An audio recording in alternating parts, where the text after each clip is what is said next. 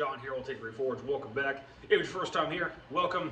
Yes, I do still make videos in case you were wondering. I know it's been a pretty good while since I last uploaded. You know, the holidays were just really busy, and then come January, I'm trying to put out new items and keep up with everything and this and that and blah, blah, blah. You know how it goes.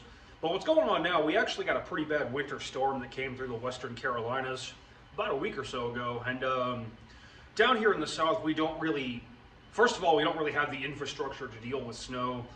Also, we have different problems than people in more consistently cold climates. This is something I see a lot. They're just like, oh, Southerners are afraid of snow, ha ha ha. That really isn't how it works. The problem down here is the ice. During the day, usually it gets warm enough to melt the snow, and then every night, all the roads freeze back over after all the salt's been washed off and everything. So secondary gravel roads where a lot of people live, unimproved roads, can be impassable for days or even weeks. Like, I haven't left my house in like 5 days now. So as a consequence of that, I've run out of hammer steel, and I can't really keep filling Etsy orders. So some Etsy orders are going to be running late also because I can't physically get down the mountain to the post office. Who knows when I'm going to get the steel I ordered like a week and a half ago. Silver lining of that is now I actually have some free time in the shop for the first time in a couple of months. So we're going to get moving on a Patreon giveaway that I meant to do in December, but like I said, it was just a packed month. But anyway, let's get moving. So what I got here to start is a bar of 192 layer random pattern Damascus, nothing fancy. I didn't bother filming this because you've seen me make Damascus a million times. I'm sure you know how to do it by this point. But what I want to make is an integral kitchen knife, a kitchen knife with an integral bolster. I've done this one other time, and I actually really enjoyed the process, and it's something I would like to get better at and a skill I would like to develop. So we'll slice a chunk of this guy off, throw it up under the press, get our billet form to where we need to start, and go from there.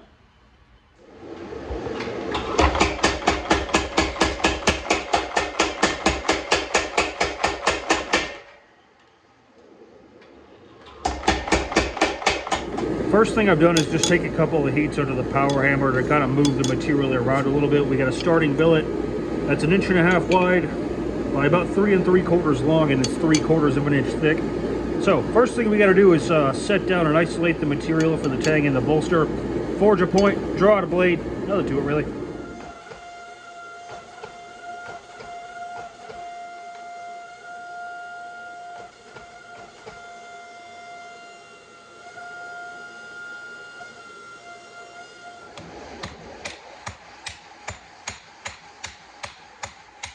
So here's what we got. That should be plenty of material for the tang and bolster right there. So we'll just flip this bad boy around and start working on the point.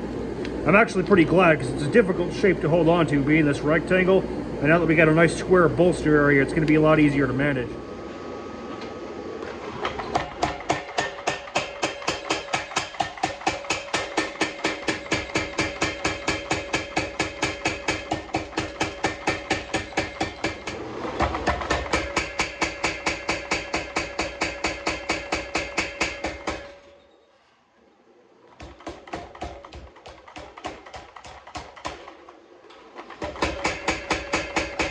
So the more I thought about it, it's actually a lot easier to forge a point and a profile on thinner stock. So I went ahead and isolated the material for the blade and pulled it out a little bit. Right now it's about 1/4 inch thick, so I've still got plenty of space to move the material exactly where I want it. So now we'll start forging in the point on the side that's going to be the opposite of where the edge is, because when we bevel it, it's going to curve back that way. You know, nothing to it really. On a side note, I'm really liking this power hammer. I got it from Dave Custer at Fiery Furnace Forge. I'll leave a link in the description. It's a great entry-level machine. Bit of a learning curve, but once you get the hang of it, as you saw in that last heat under the hammer, it's very controllable. So pretty sweet.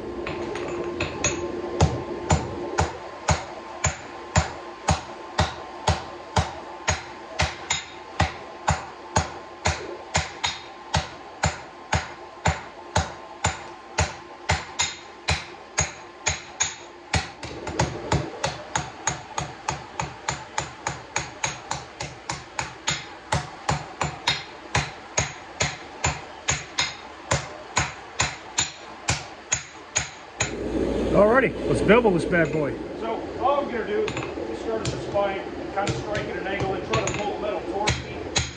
No, that's do it really.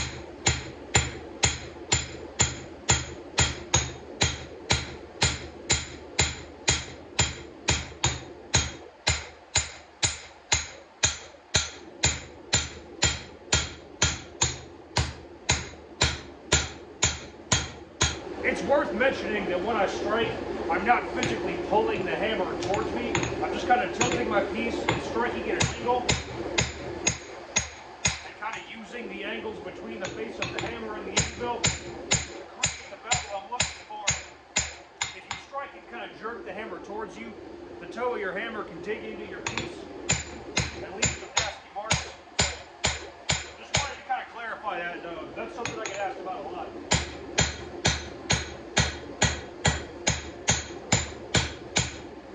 Every few heats I'm going to the hammer as well to continue to thin out the blade. It's still much thicker than I need it, so, you know, nothing to it really.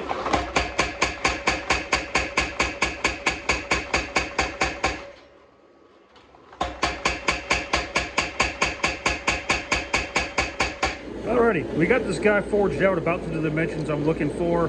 It's still pretty thick, but hopefully that'll save us too many problems during the quench, because all I'm basically going to do is profile it, square up the shoulder, and heat treat from there. You know, I don't want to thin this down before the quench any more than I have to.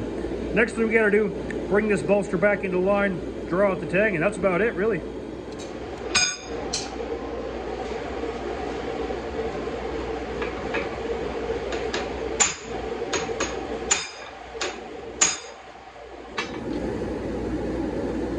Alrighty, next step is to flip this baby around and pinch out the tang. I'm going to be using the flat dies on my press for that, so I have plenty of control. If you're wondering what the tool I used to push the bolster over is, it's called a set hammer. You know, nothing to it really. Comes in handy for situations like that.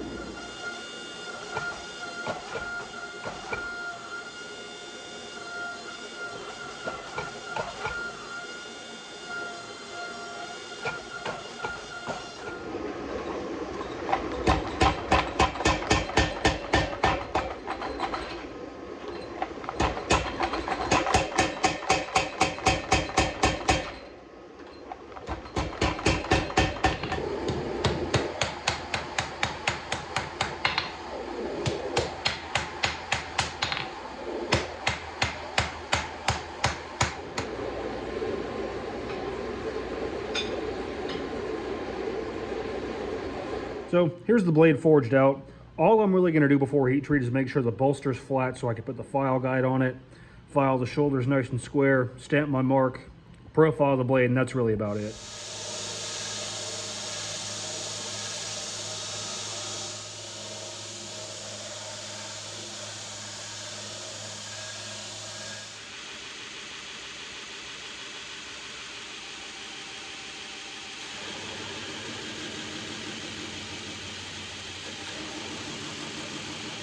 So with the grinder turned down to about half speed and tracking the belt just over the edge of the platen, I was able to get pretty close and remove the bulk of the material. So now I just need to go in there with a hand file and make everything nice and crisp.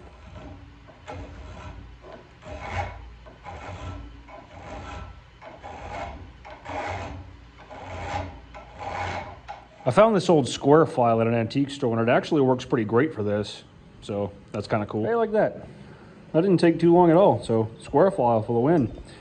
Now, something I didn't think about was when I stamp my mark, it might distort this edge right here. I didn't do it beforehand because I knew I was going to have to grind the bolster flat and everything, and I was worried about grinding through it. So I'm going to go ahead and heat it up, put my mark in, and then just touch it back up with the file guide just to make sure everything's nice and crisp. And then we'll go into heat treat.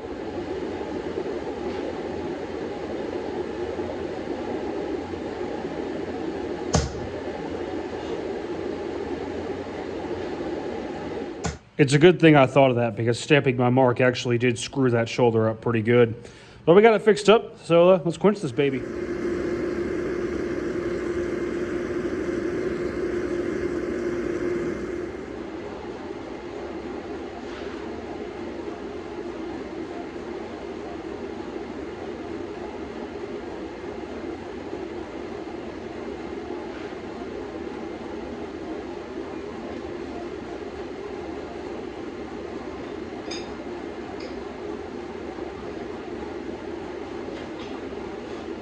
So, looks like we made it through the quench. It's good and straight. You know, I didn't feel any cracks or anything.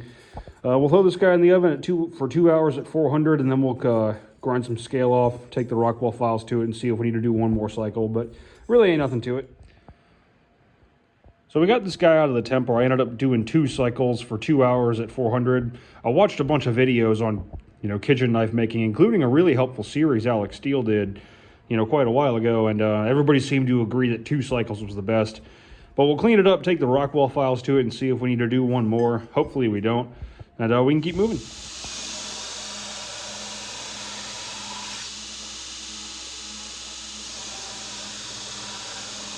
So I've just cleaned this thing up a little bit. Here we got our 60 file. Bites it a tiny bit. Here we got 55. If it'll focus, there we go. And this, doesn't really touch it. So this thing's in the high 50s somewhere, like 57, 59 maybe. Eventually I'll shell out the money for a proper Rockwell hardness tester, but that's plenty good for our purposes. So let's get back to grinding this thing. The main thing I'm trying to do is thin down the spine and establish a distal taper. We want it to be thickest down here near the bolster and to gradually taper up to the point, as well as just trying to thin down the cutting edge. It's going to be quite thin by the time we're done, but that's really all that's going on. There ain't nothing to it, really. After we get the dimensions roughly where we want them, we'll go in here, clean up the bolster with a small contact wheel, put the fuller in, and this baby will be ready for hand sanding.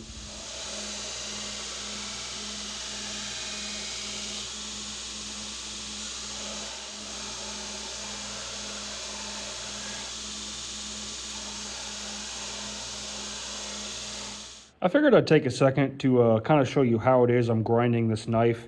You see I've got 2 distinct grinds going here. I've got a flat and I've got a bevel.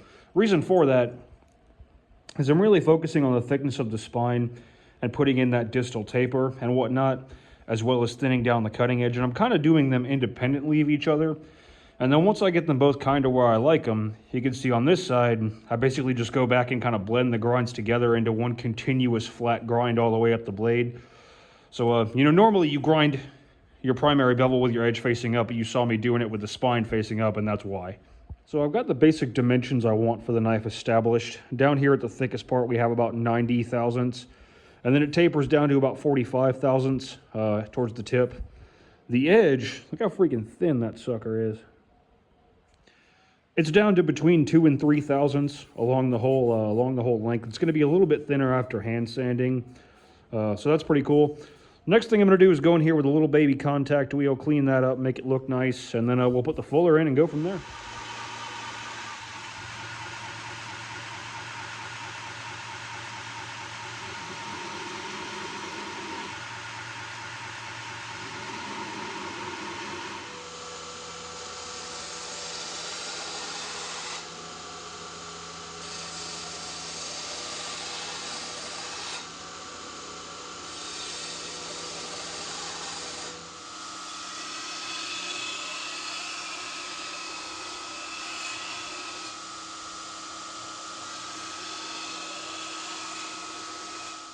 So what I'm doing here is something called an S grind. What it's supposed to do is 1, make the blade lighter, and 2, keep food from sticking to the knife. I don't know if this would actually be considered a proper S grind because the fuller should take up pretty much the entire blade. And this is about as wide as I can get it with that 14-inch contact wheel. But I mean, it's still pretty stinking wide, so I think it'll be okay. But now all we got to do is go through, take this thing up the grits a little bit and get it ready for hand sanding. So now it's time to start working on the handle because the bolster has to be shaped to mate up with it nice and everything before we can take it up the grits and make it look nice and all that. Yesterday on Instagram, Facebook, and my Patreon as well, I posted all the woods I was thinking of using and asked what people thought.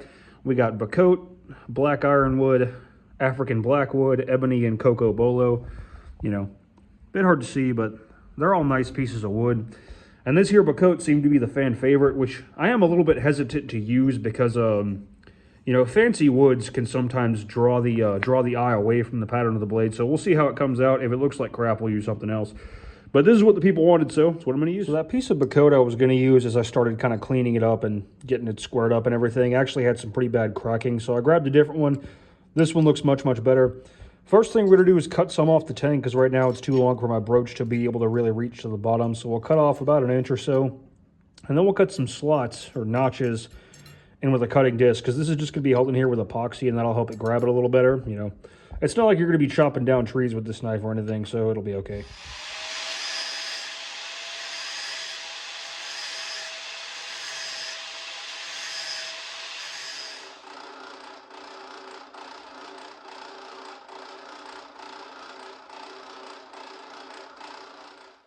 then we just take our broach to it. You know, carve out a slot for the tang. Really ain't nothing to it.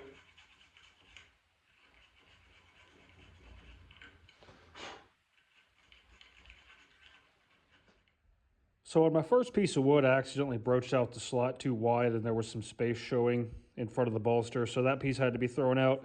But I got a new one, it's looking pretty good. Got it broached, got it fitted. All that's left now is to shape out the handle and contour the bolster, make it all look nice. Nothing to it really.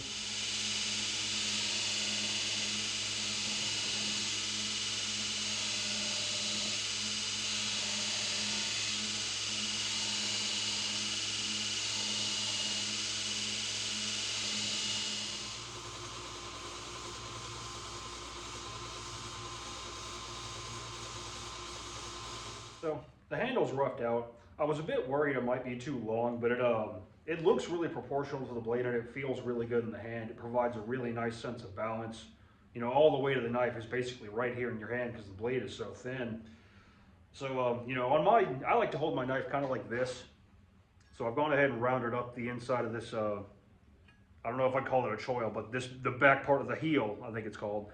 Gone ahead and rounded that up so you got a nice comfortable place to hold it. Spine's been rounded over, so all that's really left now is finish work. We'll sand the handle out, put a nice super glue finish on it, hand sand the blade, etch the blade, sharpen it, and we got a knife.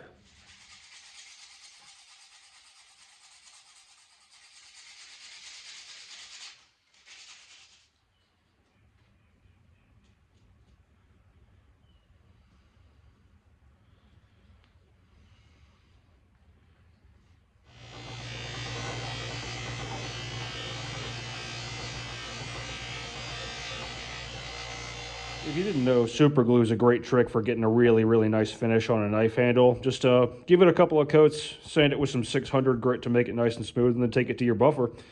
And that's really all there is to it.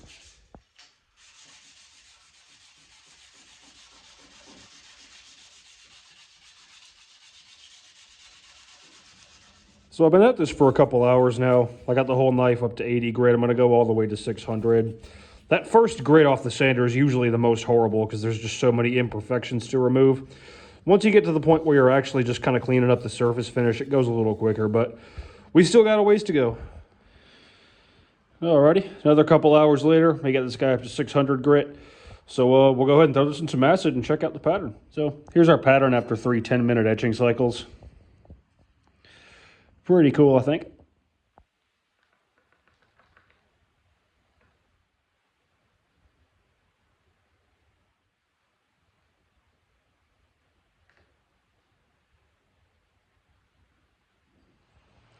Still got to sharpen it, but I just wanted to bring it out here and show you while I still got a little bit of daylight. I was a bit worried the Bacote would make it look too busy, but I think it complements the pattern in the Damascus really, really well, you know. Random pattern around like 160, 200 layers is kind of the sweet spot I think I found for making a pattern that's got a lot going on, but it's not too fine. Pretty stinking cool. We got our edge put on. She's good and sharp. That'll do it really. So, all in all, for my second go at a proper kitchen knife, I'm pretty happy with the way this came out. It's not perfect, but it is much better than my last one. Biggest issue is there was some very, very tiny gapping around the bolster in a couple of spots, so it wasn't completely flat all the way around. So I heirloomed the fit up a little bit to kind of hide the gaps. But like I said, it's much, much better than my last one. The blade is much thinner, it's much wider. You know, you got plenty of room for your fingers, so they're not going to hit the cutting board while you're working with it or anything. Look how flexible it is too. That's pretty cool. So yeah, it's much lighter than my last one. The geometry's better. So it's we're definitely getting somewhere. All part of the never-ending pursuit of greatness. As sad as I am to see this knife go, like I said at the start of the video, this is for a Patreon giveaway. It was supposed to be December's quarterly giveaway. This was, you know, the idea I had for that, but December was just a crazy packed month, and things haven't really slowed down since then until that big winter storm came through and wreaked havoc on all the shipping, and I couldn't get hammer steel. So I was kind of forced to have some free time to work on personal projects. But, you know I'm not as active on that platform as I should be, and I think more of my giveaways have been late than have been on time. But, you know, I hope you guys know how much I appreciate you. So we got all of you put on our trusty wheelingnames.com. Click to spin.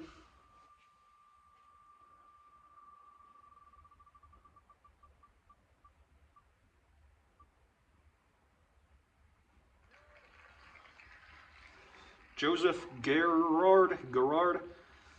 See? I don't know if you can see or not. So, Joseph, if you want the knife, it's yours. Just shoot me a message on any of my social media or shoot me an email. Just get in touch with me, get me your shipping info, and I'll get this guy sent out to you. Hopefully we can get to March's giveaway on time. We'll see what happens. So that's all I got for you. If you like what you saw, like, share, subscribe, all that jazz. Always more cool stuff coming. Links down in the description box below to all of my social media if you want to give me a follow. Instagram is where I'm the most active, as well as my Patreon if you want to help support the channel, as well as get on all the cool giveaways we do. You know, even though they're usually late, but we still do them. So that's all I got for you, and y'all take care.